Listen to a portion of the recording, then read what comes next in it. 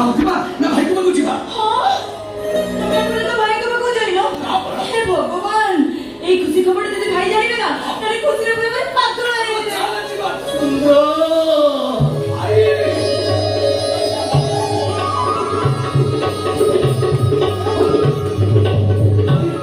ଭାଇ ମାଇନସ୍ ପାଇଛି। କଲେକ୍ଟର ହେବି। ତମ ସ୍ୱପ୍ନ ସାକାର ହେଇଛି ଭାଇ। ବହୁତ ଖୁସି ରେ ଚନ୍ଦ୍ର, ମୁଁ ଆଜି ବହୁତ ଖୁସି। ମୋ ନାଁ ତୁ ରଖିଛ, ଆମ ଗାଁର ନାଁ ତୁ ରଖିଛ। ବହୁତ ଖୁସି, ବହୁତ। ହଉ ତମେ ଦି ଭାଇ କଥା ହଉ, ମୁଁ ଯାଉଛି ଚା କରି ନେଇ ଆସିବି। ରଜନନ୍ଦନ କାହାରିକୁ ଚା କରିଦେବା ଦରକାର ନାହିଁ। ମାନେ ମୁଁ ଭୁଲି ଯାଇଥିଲି ମୁଁ କିଏ ଆଉ କାହାକୁ ଆଲିଙ୍ଗନ କରୁଛି। ତୁ ମତେ ଆଲିଙ୍ଗନ କରୁଛୁ ରେ?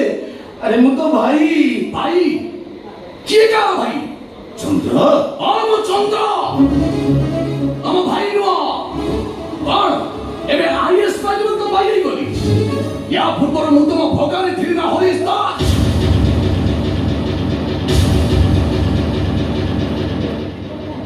ତୁ ଏମିତି କଣ କହୁଛୁ ଚନ୍ଦ୍ର? এই কৌছি মো আরে কোউটি দিলা তম ভাই পড়িয়া যেতবে রাতি অধরে আম দুজন ঘরু বাহার করদেল।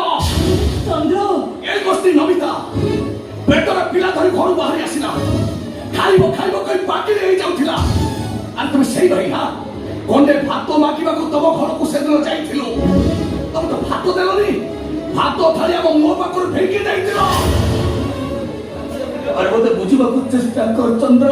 କଣ କହୁଥିଲା ସେଦିନ? ଜାଣନ୍ତି କଣ କହୁଥିଲା ବା? ମୋ ଜୀବନରେ ମୁଁ ପିଅନଟେ ହେଇପାରିବିନି। ମୋ 14 ଜନ୍ମ ଚାଲିଯିବ ମୁଁ କଲେକ୍ଟର ହେଇପାରିବିନି। ଏବେ ଦେଖିଲ ତ ମୁଁ ହେଲି କି ନାହିଁ? ଏଥର ତମେ ହାରିଗଲ ନା ହରିଶ ଦାସ। এই দেখো ମୁଁ ଆଇଏସ୍ ପାଇଛି, କଲେକ୍ଟର ହେବି। ଆଉ ତମେ ଯୋଉ ନାଟୁଆକୁ ସେଇ ନାଟୁଆ ହେଇ ରହିଗଲ। ତମେ ସେଇ କାନ୍ଦୁରା ହରିଶ୍ଚନ୍ଦ୍ର ହେଇ ରହିଗଲ। এই দেখো ମୁଁ ଆଜି ବଡ ଲୋକ ହେଇଛି, କଲେକ୍ଟର ହେବି। ଆଉ ତମେ ଅମିତ୍ରାଙ୍କ ଛନ୍ଦର ସଂଗ୍ରାମକୁ କହୁଥିବା ସେଇ କାନ୍ଦୁରା ହରିଶ୍ଚନ୍ଦ୍ର ହେଇ ରହିଗଲ। ଆରେ ଠିଆ ହେଲ କାହିଁକି? ଯାଅ ଚାଲିଯାଅ ତ। ମୁଁ ବି ସେଇ ଦିନକୁ ଅପେକ୍ଷା କରିଛି ଯୋଉଦିନ କଳାକାର ପତାକା ପାଇଁ ମୋ ଆଗରେ ଆସି ହାତ ଯୋଡ଼ି ଅନୁରୋଧ କରିବ। ଓହୋ ତମେ ଟିକେ ଚୁପ୍ ରହ। ଏ ନମିତା, এই ମୋ ଭାଇ ହରିଶ ଦାସ ପାଗଳ ହେଇଯାଇଛି। ତମେ ଜାଣିଛ ମିଛ ସନ୍ଦେହ କରି ମୋ ଭାଉଜକୁ ଘରୁ ବାହାର କରିଦେଇଛନ୍ତି। ଆରେ ମୋ ଭାଉଜ ଏବେ କୋଉଠି ଅଛନ୍ତି, କଣ କରୁଛନ୍ତି ସେ କଥା ମୁଁ ନିଜେ ବି ଜାଣିନି। ଆରେ ଇଏ ମୋ ଭାଉଜକୁ ବିଧବା ସଜାଇ ଦେଇଛନ୍ତି। ଆରେ ଯେ ସ୍ତ୍ରୀର ନୁହଁ, ଯେ ଭାଇର ନୁହଁ, ସେ ଦୁନିଆର କାହାରି ବି ନୁହଁ। ଆରେ ଏଭଳି ସ୍ୱାର୍ଥପର ଲୋକ ମୁହଁକୁ ଛେପ ପକେଇବାକୁ ଇଚ୍ଛା ହଉଛି। ଆଠୁ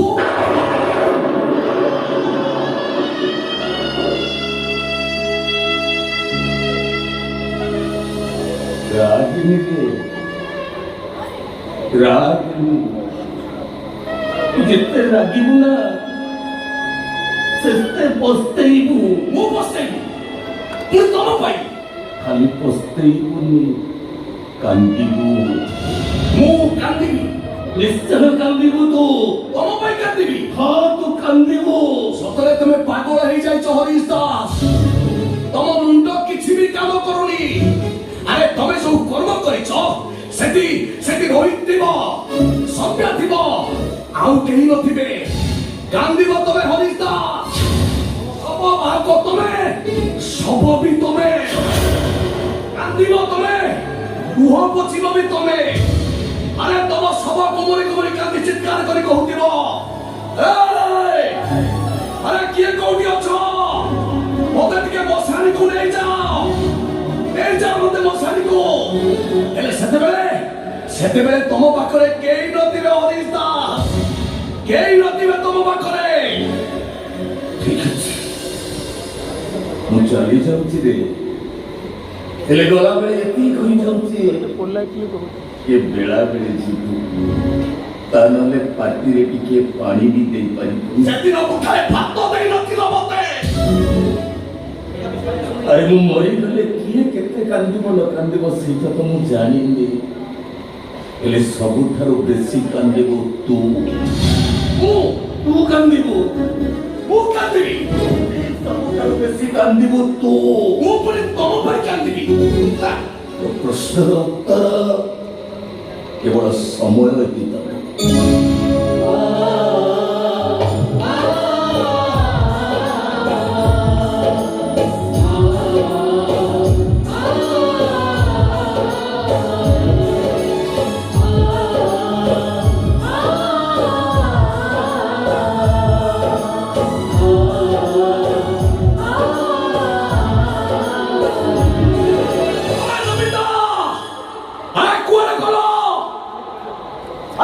ଯାଅ ମୋ ଭାଇ ହରିଶ ଦାସ ମତେ କଣ କହିଗଲା ଶୁଣି ଯାଅ ସିଏ ମରିଗଲା ପରେ ସବୁଠାରୁ କାଳେ ମୁଁ ବେଶୀ କାନ୍ଦିବି ତୁ ବେଶୀ କାନ୍ଦିବୁ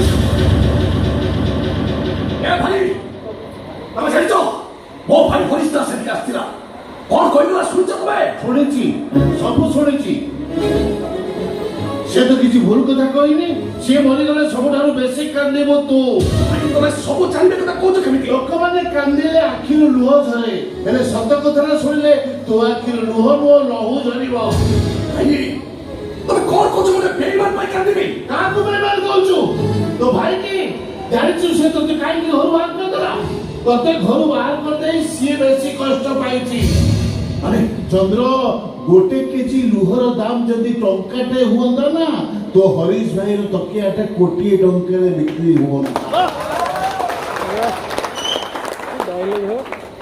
ମାନେ ଏ ଦୁନିଆରେ ଅନେକ ଲୋକ ଅଛନ୍ତି ଦୁଃଖକୁ ଦେଖି ସାମାନ୍ୟ ସୁଖ ଚାହୁଁଛନ୍ତି ଆଉ କିଛି ଲୋକ ଅଛନ୍ତି ଲୁହର ଗାଡିଟାକୁ ବ୍ୟାକ୍ ଗିଅରରେ ରଖନ୍ତି କାନ୍ଦିବାଟା ଯେତିକି କଷ୍ଟ ନୁହଁ ଲୁହକୁ ପଲକ ପଛକୁ ଫେରେଇ ନେବାଟା ତାଠାରୁ ବେଶୀ ଯନ୍ତ୍ରଣାଦାୟକ ଭାଇ ତମେ ସେ ଲୋକଟାକୁ ଜାଣିନ ମଞ୍ଚରେ ଯେମିତି ଅଭିନୟ କରେ ମଞ୍ଚ ତଳେ ବହୁତ ଭଲ ଅଭିନୟ କରେ ସେଇଥିପାଇଁ ତ ତୁ ଆଜି ଆଇଏଏସ୍ କହିଲୁ ତୁ କାହିଁକି ଆଇଏଏସ୍ ପାଇଲୁ ମୋ ଭାଇଙ୍କ ସହିତ ଚ୍ୟାଲେଞ୍ଜ ଥିଲା ମୁଖ୍ୟ କଥାଟା କଣ ମୋ ଭାଇ ମତେ ଘର ବାହାର କରିଦେଲେ ତୁ ଜାଣିବାକୁ ଚେଷ୍ଟା କରୁଛୁ ସେ ତତେ କାହିଁକି ଘରୁ ବାହାର କରିଦେଇ ନିଜର ଅହଙ୍କାର ପାଇଁ ମୃତ୍ୟୁର ହୁଙ୍କାର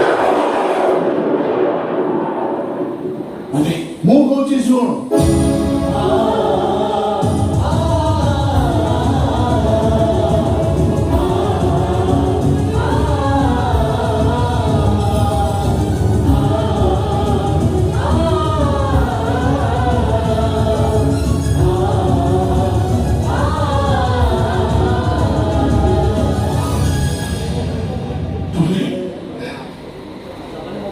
ତାମାନେ ମୋ ଭାଇ ଏଇଟା ଦିନ ଭିତରେ ମରିଯିବ ତାକୁ ଲଙ୍ଗସ୍ କ୍ୟାନ୍ସର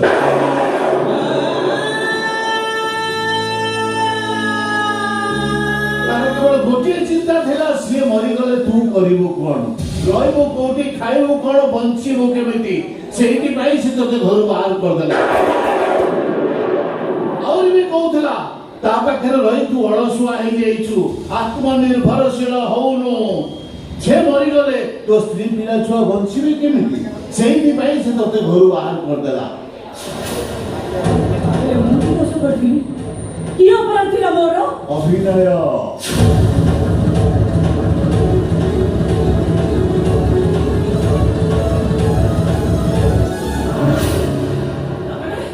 ତମେ ସେଦିନ ତାଙ୍କ ସାଙ୍ଗରେ ପ୍ଲାନ କରି ତାଙ୍କର ମତେ ଅଲଗା କରିଦେଲ ହଁ ଭାଉଜ ସବୁ କିଛି ଭାଇର ହିଁ ପ୍ଲାନ୍ ଥିଲା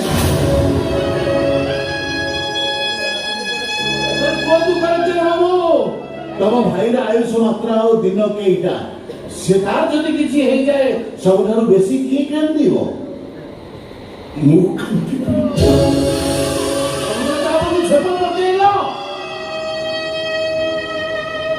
ମୋ ଭାଇର ଗୋଡ଼ ତଳେ ନ ନେଇ ଶୋଇଯିବି ଭାଇ